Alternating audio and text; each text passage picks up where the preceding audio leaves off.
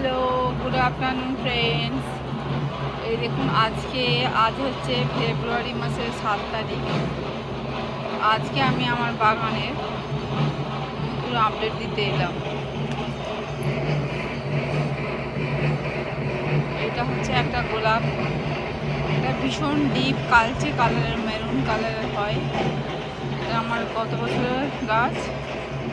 আর এই যে ওর সাথে এই একটা, দুটো ধরেছে, এখানে একটা আর এখানে একটা ছোট্ট গাছে। তারপরে তুলসী মায়ের গাছ, তুলসী মায়ের অনেকগুলো গাছ আছে, এটা একটা। আর এটা হচ্ছে রোজ, মিনি রোজ। কতগুলো ফুল হয়েছে দেখুন একটা গাছে।